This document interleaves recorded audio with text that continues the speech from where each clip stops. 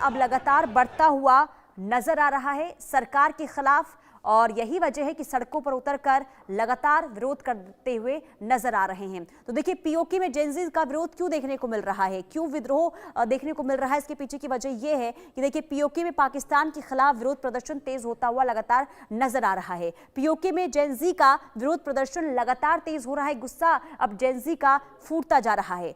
पाकिस्तान के खिलाफ छात्रों का हल्ला बोल देखने को मिल रहा है और जो छात्र हैं सड़कों पर उतर आए हैं। शहबाज और पाक आर्मी के विरोध में आंदोलन अब छात्रों ने तेज कर दिया है। मुजफ्फराबाद, मीरपुर, रावलकोट में विरोध प्रदर्शन है और यहां की स्थिति बेहद खराब इस वक्त नजर आ रही है। पीओके में जेनजी खुलकर बगावत पर उतर आई है और सरकार के खिलाफ नारेबाजी भी जो छात्र हैं करते हुए नजर आ रहे हैं। मुनीर ने छात्रों पर गोलियां तक चलवा दी है।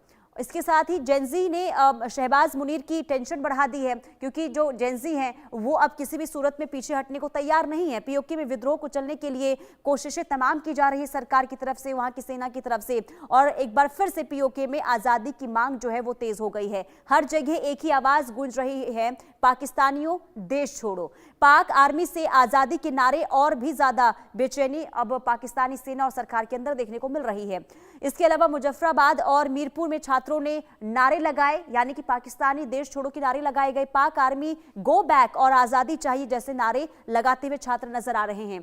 कैंप्स में लगे पाक आर्मी गो बैक के नारे, यानी कि वहां पर कैसे स्थिति अब दिनों दिन खराब हो रही है, आप इसे देखकर समझ सकते हैं।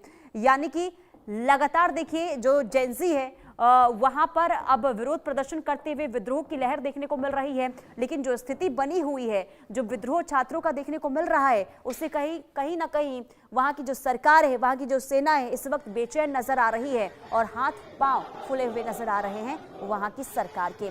हमारे साथ कर्नल टीपी त्यागी, रक्षा विशेषज्ञ जुड़ चुके हैं, मनन द्विवेदी, विदेश मामलों के जानकार जुड़ चुके हैं। आप दोनों का इस चर्चा में बहुत स्वागत है सर। सबसे पहले कर्नल टीपी त्यागी सर, मैं आपके पास आऊंगी, क्योंकि देखिए, पीओके में जेनजी जो अब सड़कों पर उतर आई है, किस तरीके से अब इस स्थिति को आप देख रहे हैं? क्या अब आगे आने वाले दिनों में पाकिस्तान के हालात हो सकते हैं?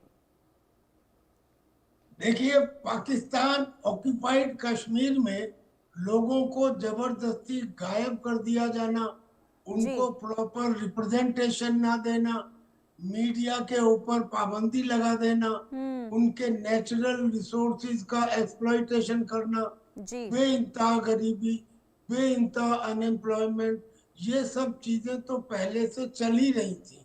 लेकिन अब जब यूनिवर्सिटी में छात्रों ने अपनी फीस को कम करने के लिए और खास तौर पे जो ई मेथड से मार्किंग की गई है, जिसमें 10,000 छात्रों को 12वीं क्लास में फेल दिखाया गया है, उसके बाद उनका गुस्सा भड़का। उन्होंने मामूली प्रदर्शन किया।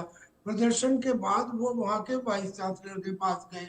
अब प्रॉब्लम यहाँ से स्टार्ट होती है। वाइस चांसलर को चाहिए था कि उन्हें सुनता, लेकिन उसके बजाय उन्होंने पुलिस को बुला लिया और बातचीत नहीं की और उनके खिलाफ एक्शन लिया जाने लगा।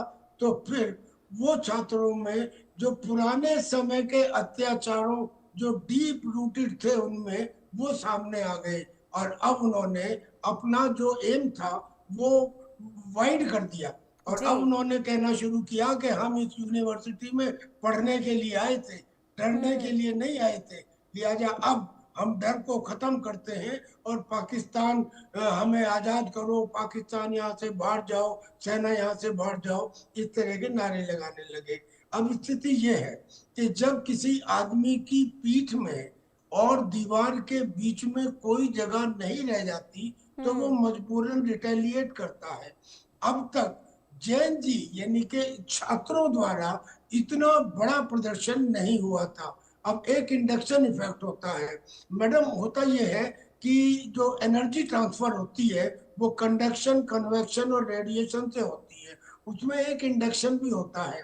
जैसे खरबूजे को देख के खरबूजा रंग बदलता है, ऐसे ही इन पढ़े लिखे छात्रों ने जब देखा कि नेपाल में, श्रीलंका में, मेडागास्कर में, पेरू में, फिलीपींस में, इंडोनेशिया में, इन देशों के अंदर भी छात्र अपनी आजादी की और अपने अधिकारों की मांग कर रहे हैं, तो वो बात इनके दिमाग में भी आ गई और अब यहाँ पे करीब करीब जैन जी टाइप यानी कि नई पीढ़ी के द्वारा आंदोलन प्रारंभ हो चुका है।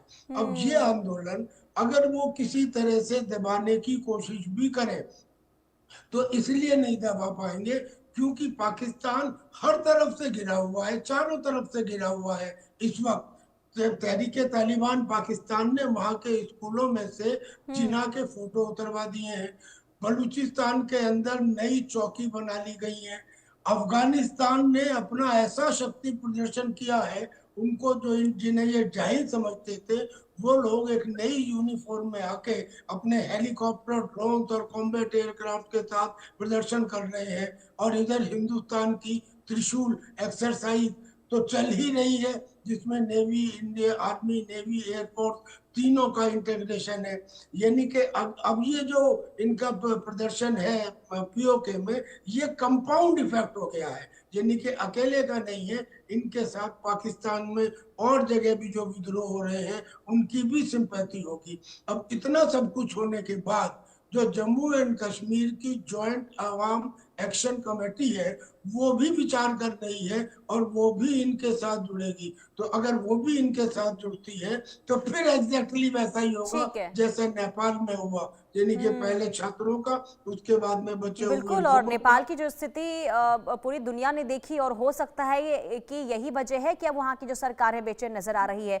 लेकिन मनन द्विवेदी सर, ये समझाइए, क्योंकि देखिए हर बार पाकिस्तान के अंदर ये देखने को मिलता है कि अगर कोई भी पाकिस्तान सरकार और वहाँ की सेना को लेकर अगर आवाज उठाता है तो आखिर क्यों दबाने की कोशिश की जाती है? इससे पहले भी पीओके में जब वहां की जनता सड़कों पर उतरी थी महंगाई की मार को लेकर, जो वहां पर उनके साथ दुर्व्यवहार किया जाता है, और उस समय भी हमने देखा था किस तरीके से सरकार ने कार्रवाई की थी, यानी कि उनको दबाने की, उनके आंदोलन को दबाने की कोशिश की गई। और अब जेनजीज के साथ भी सरकार वही करती हुई नजर आ रही है।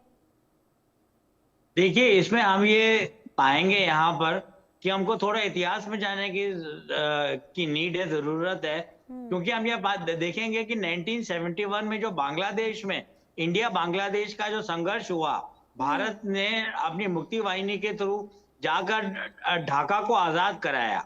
तो वहां पर भी एक चीज हमारे सामने बिल्कुल दिमाग में कौंधती है, वो ये है कि ढाका यूनिवर्सिटी में किस तरीके के अत्याचार जेनजी पे हुए, छात्रों पे हुए।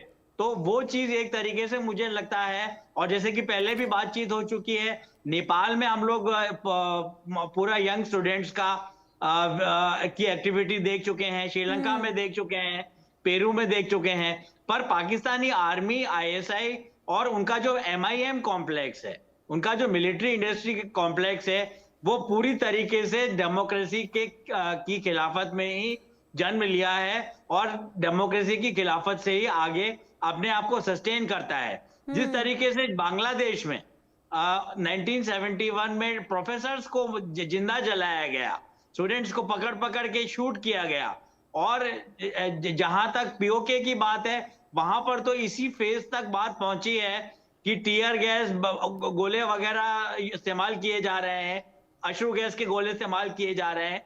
पर ऐसी भी न्यूज है कि वहां पर भी स्टूडेंट्स को का खात्मा किया जा रहा है। तो मुझे लगता है कि ये एक तरीके की एक ऐसी गन है जो पाकिस्तान ने भारत में इस्तेमाल करने की कोशिश की, पर जैसा कि पंडित जवाहरलाल नेहरू ने कहा है कि ये गन अगर आप किसी और पे साधोगे तो उसको उलट के गोली आपके ऊपर भी लगती है। मैं 2016 के, मुझे 1 मिनट दीजिए, 2016 के जो जवाहरलाल नेहरू विश्वविद्यालय में जो संघर्ष हुआ, जो डिसेंट के नाम पर भारत सरकार को बदनाम किया गया और आजादी का एक बेतुका और बड़ा घिनौना नारा दिया गया, उसको हम रिवर्स करके देखें तो जो जेएनयू में हुआ या भारत के और विश्वविद्यालय में हुआ, जेनजी पीओके के इतिहास में जाकर, पीओके के कॉन्स्टिट्यूशनल फ्रेमवर्क में जाकर यही बात पाकिस्तान गवर्नमेंट और आईएसआई के अगेंस्ट साबित कर रही है। और जिस तरीके से उन्हें दबाया जा रहा है, इसका इतिहास गवाह है, इतिहास साक्षी है कि पाकिस्तान में ये कोई नई बात नहीं है। और जहां तक पीओके की बात है, ये बहुत ही पॉलिटिकली और स्ट्रेटेजिकली लोकेटेड रीजन है, जिसके लिए हमारे अमित शाह जी, मोदी जी और जयशंकर साहब कह चुके हैं कि हम लोग पीओके को लेंगे ही और भारत का ये एक अभिन्न अंग है। ऐसा 1947 ऐसा 1947 के दिनों से जी। माना जाता है, जब यूएनसीआईपी मतलब United Nations commission for India and Pakistan आया।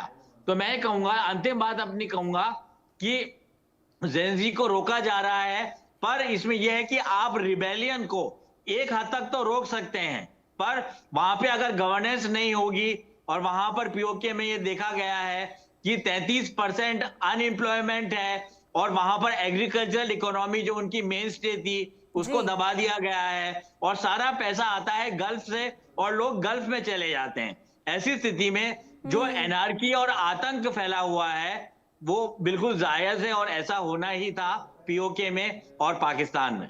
ठीक है, लेकिन कर्नल टीपी त्यागी सर, जो रह रहकर पीओके में आंदोलन की ये आग, विद्रोह की ये आग सरकार के खिलाफ जो उड़ती रहती है, इसे देखकर क्या समझ आ रहा है? क्या अब वो दिन दूर नहीं जब पीओके पाकिस्तान के हाथ से निकल जाएगा?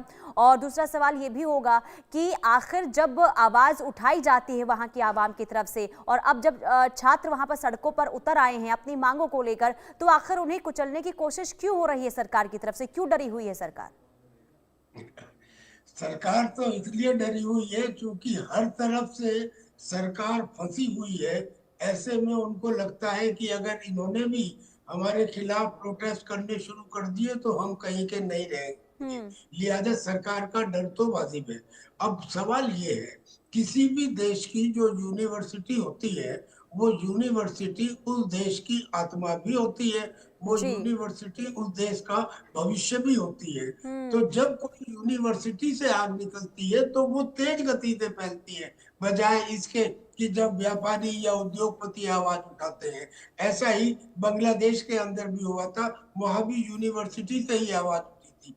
अब यहाँ यूनिवर्सिटी से जो ये आवाज उठ रही है, ये पढ़े लिखे बच्चे हैं, ये देख रहे हैं। क्योंकि अपना जब तुलनात्मक अध्ययन किया जाता है तब इन्हें पता लगता है कि हमारे दूसरे कश्मीर में जो भारत में है, वहाँ किस तरकीब से एक बेहतरीन काम हो रहा है, विकास हो रहा है, लोग खुश हैं, और तो और वहाँ पे सिनेमा हॉल खोल दिए गए हैं। और हमारी ये बदतर हालत है, एक तो हम 2 नंबर के सिटीजन हैं।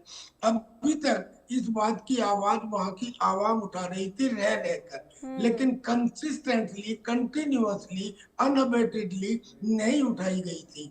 अब मुझे लगता है कि चूंकि छात्र इसमें आ गए हैं और छात्र खुद कह रहे हैं कि भाई Pakistan go back, Pakistan go back, और जो बाकी लोग हैं वो कह रहे हैं कि आर पार तोड़ दो और कारगिल गेट खोल दो, और ऊपर से सारे मिलकर कह रहे हैं कि ये जो दहशतगर्दी है इसके पीछे वर्दी है। यानी कि माहौल अब पूरी तरह से वोलेटाइल हो चुका है।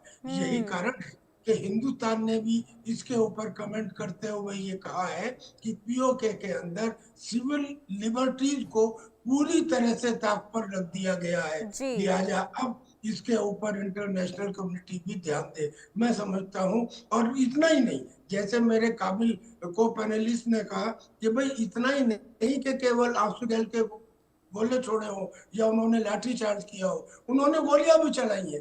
और हालांकि वो गोलियां अभी तक जानकारी के मुताबिक हवा में चली है, लेकिन हवा में चलने वाली गोली भी नुकसान देती है, यानी कि वो उपद्रव को और ज्यादा बढ़ाती है। मैं समझता हूँ कि this is now going to. जी हाँ, ठीक है सर, बहुत शुक्रिया।